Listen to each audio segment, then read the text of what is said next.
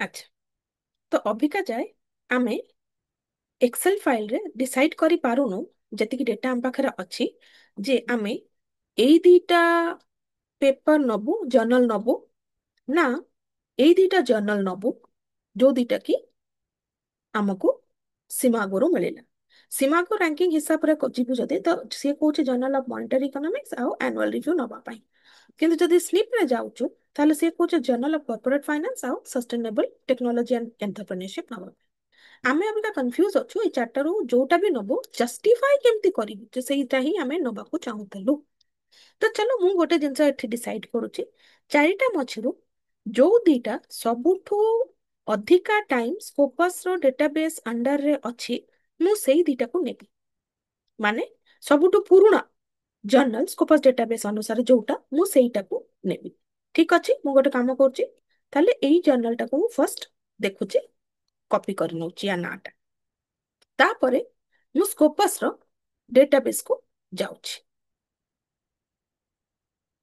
SCOPS ଡେଟାବେସ୍ରେ ଆଗରୁ ଆମ subject area ଥିଲା ମୁଁ ଅବିକା ସେଟାକୁ ଟାଇଟେଲ କଲି। ଟାଇଟେଲ କରିବା ପରେ ମୁଁ ସେଇ ଜର୍ନାଲର ନାଁଟା ଏଠି ପେଷ୍ଟ କଲି। ସେ ଦେଖେଇଲା ନେଲି ନବା ପରେ ସେ ତଳେ ମତେ ସେଇ ଜର୍ନାଲଟା ଖୋଜିକି ଦଉଛି। ମୁଁ ସେଇଟାକୁ କ୍ଲିକ୍ କଲି। କ୍ଲିକ୍ କରିବା ପରେ ମୁଁ ଜାଣିଲି ଜର୍ନାଲ ଅଫ କର୍ପୋରେଟ ଫାଇନାନ୍ସଟା ସ୍କୋପସ ଡେଟାବେସ୍ରେ 1994ରୁ ଆଜି ଯାଏ ଅଛି। କାଫି ପୁରୁଣା 94 ମାନେ ଓକେ।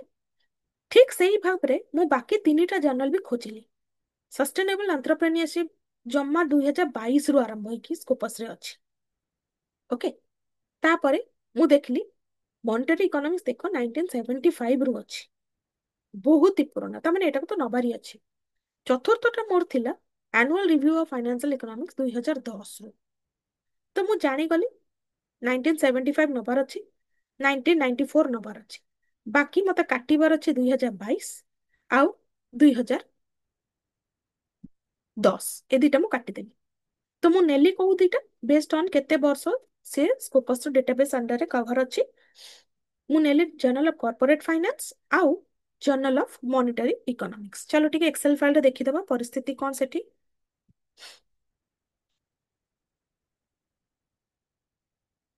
ତାହେଲେ ମୁଁ ନେଲି ଜର୍ନାଲ ଅଫ କର୍ପୋରେଟ ଫାଇନାନ୍ସ ମୁଁ ନେଲି ଆଉ ମନିଟାରୀ ଇକୋନୋମିକ୍ସ ମୁଁ ନେଲି।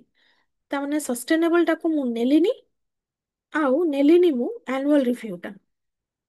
ଦେଖ ମୁଁ କୌଣସି ପ୍ଲାନିଂରେ ବା କ୍ୟାଲକୁଲେଟେଡ ୱେରେ ମୁଁ ହିସାବ କରିନଥିଲି କିନ୍ତୁ ଯାହା ବି ହଉ ଭଲ ହିଁ ହେଇଛି ଯେ ଜର୍ନାଲ ଅଫ କର୍ପୋରେଟ ଫାଇନାନ୍ସ ମାନେ ତମର ସ୍ଲିପ ହିସାବରେ ଆସିଛି ଏଟା ଆଉ ଏଟା ସୀମାକୁ ହିସାବରେ ଆସିଛି। ଗୋଟେ ୟାର ଗୋଟେ ତାର ହିସାବରେ ମୁଁ ଦିଟା ଯାକ ନେଇଗଲି। ଜରୁରୀ ନୁହେଁ ନହେଲେ ବି ଚଳିଥାନ୍ତା କାରଣ ଆମର ବେସିସ୍ ଅଫ ସିଲେକ୍ସନ ଥିଲା ଯୋଉଟା ସ୍କୋପସର ଡେଟାବେସରେ ଅଧିକାଂଶ ଟାଇମ ଆମର ରହୁଛି।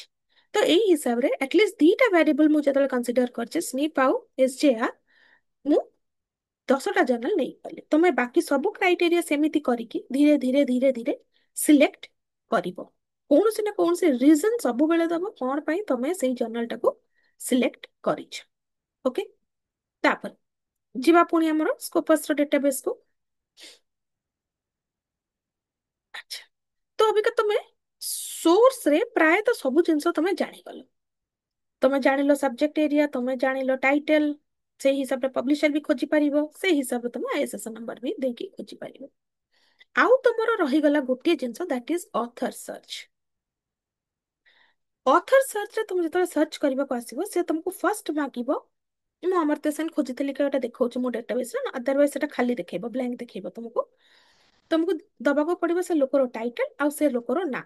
ଆଉ ସବୁଠୁ ଇମ୍ପୋର୍ଟାଣ୍ଟ ସେ ତମକୁ ମାଗିବ ଆଫିଲିଏସନ ମାନେ ସେ ଲୋକଟି ଯୋଉ ପ୍ରଫେସରଙ୍କ ତମେ ଖୋଜୁଛ ସିଏ କୋଉଠିକାର ଆଫିଲିଏଟେଡ କୋଉ ୟୁନିଭର୍ସିଟି ଅଣ୍ଡରରେ କି କୋଉ ଇନଷ୍ଟିଟ୍ୟୁଟ ଅଣ୍ଡରରେ ସେ ଅଛନ୍ତି। ସପୋଜ ଭାବିକି ଚାଲ ଅବିକା ମୁଁ ଜାଣିନି ଅମର୍ତ୍ୟ ସେନଙ୍କର ଆଫିଲିଏସନ ଟା କଣ।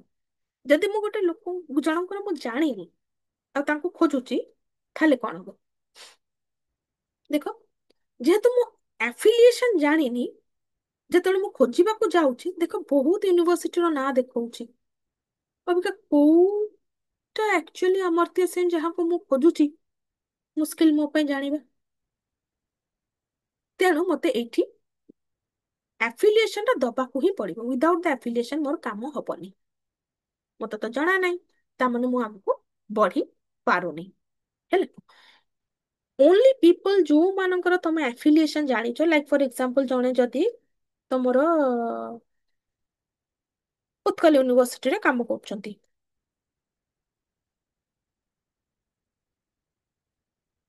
ସପୋଜ ମୁଁ ଗୋଟେ ହାଇପୋଥେଟିକାଲ ଏକ୍ସାମ୍ପଲ ଦଉଛି, ଉତ୍କଳ ୟୁନିଭର୍ସିଟିରେ ଜଣେ ପ୍ରଫେସର କାମ କରୁଛନ୍ତି। ମୁଁ ଜାଣିବାକୁ ଚାହୁଁଛି ତାଙ୍କର ରିସର୍ଚ୍ଚ ଏରିଆ କଣ କଣ, ସେ କୋଉ ଏରିଆରେ କାମ କରିବାକୁ ଚାହୁଁଛନ୍ତି, ତ ମୁଁ ତାଙ୍କର ନାଁଟା ଏଠି ଦେଇପାରିବି।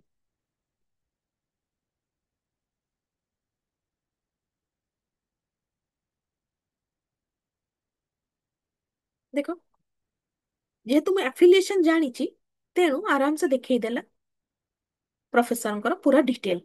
ଅବିକା ମୁଁ ତାଙ୍କ ନାଁରେ କ୍ଲିକ୍ କଲେ ପୁରା ଡିଟେଲ ଦେଖେଇଦବ। ସାଇଟେସନ ତାଙ୍କର 4212, 46ଟା ଡକୁମେଣ୍ଟ ଅଛି, ଏଚ୍ ଇଣ୍ଡେକ୍ସ ତାଙ୍କର 14। ତା ଛଡା ତଳେ ସିଏ କୋଉ ଏରିଆରେ କାମ କରୁଛନ୍ତି ସେଟା ବି ଦେଖଉଛି। ଓକେ। ଅବିକା ବହୁତ ରେୟାର ଏମିତି ହବ, ବହୁତ ରେୟାର ମତେ ଲାଗୁଛି ଏମିତି ହବ ଯୋଉଠି କି ତମେ ଗୋଟେ ଇନଷ୍ଟିଟ୍ୟୁଟ ରେ ସେମ ନାଁରେ ଦି ଜଣ ଲୋକଙ୍କୁ ପାଇବ। ବହୁତ ରେୟାର ଏମିତି ହବ, ମତେ ଲାଗୁଛି ବହୁତ ରେୟାର ଏମିତି ହେବ ଯେ ଏକା ନାଁରେ ତମେ ଗୋଟିଏ ହିଁ ଇନଷ୍ଟିଟ୍ୟୁଟ ରେ ଦି ଜଣ ଫ୍ୟାକଲ୍ଟିଙ୍କୁ ପାଇବ, ବା ଦି ଜଣଙ୍କୁ ପାଇବ ରିସର୍ଚ୍ଚର ସେମ ଏରିଆରେ ବା ଅଲଗା ଏରିଆରେ କାମ କରୁଥିବେ। ଇନ୍ ଦ୍ୟାଟ କେସ୍ ଯଦି ସେମିତି ଟାଇ ଅପ୍ ହେଲା, ତାହେଲେ ତୁମକୁ ସେଇ ପ୍ରଫେସରଙ୍କର ଅର୍କିଡ ଆଇଡି ଖୋଜିକି ବାହାର କରିବାକୁ ପଡିବ, ଯୋଉଟା କି ଟିକେ ମୁସ୍କିଲ ହୁଏ ମତେ ଲାଗେ। ଅର୍କିଡ ଆଇଡି ଖୋଜିବା ପାଇଁ ଅର୍କିଡରେ ଲଗ ଇନ କଲେ ତୁମକୁ ଦେଖେଇଦବ ସେ ଅବଶ୍ୟ। ଅର୍କିଡ ଆଇଡି ଖୋଜିବ, ସେଇ ଅର୍କିଡ ଆଇଡି ଟା ଏଠି ପକେଇଲେ ଆଉ କିଛି ନୁହଁ। ଅର୍କିଡ ଆଇଡି ଭାବିକି ଚାଲ ଗୋଟେ ଟାଇପର ଆଧାର କାର୍ଡ ନମ୍ବର ପରୀକା। ଭଲେ ହିଁ ଅମର୍ତ୍ୟ ସେନ 10 ଜଣ ଥାଆନ୍ତୁ ଇଣ୍ଡିଆରେ, କିନ୍ତୁ ଯୋଉ ଅମର୍ତ୍ୟ ସେନକୁ ମୁଁ ଖୋଜୁଛି ତାଙ୍କର ଗୋଟିଏ ହିଁ ଆଧାର କାର୍ଡ ନମ୍ବର ଯେମିତି ଥିବ, ସେମିତି ଅର୍କିଡ ଆଇଡି ନମ୍ବର ଥାଏ। ସେଟା ଗୋଟେ ନମ୍ବର, ଏଇ ଟାଇପର ନମ୍ବର ତଳେ ଯେମିତି ଏକ୍ସାମ୍ପଲ ଦେଇଛି, ସେ ନମ୍ବରଟା ତମେ ପାଇଲେ ଏଠି ପକେଇଲେ ତମେ ଆରାମସେ ତାଙ୍କୁ ଖୋଜି ପାଇବ। ଓକେ। ଆଜି ପାଇଁ ଏତିକିରେ ରହିଲି, ବାକି ନେକ୍ସଟ ପୁଣି ଦେଖିବା ପରେ।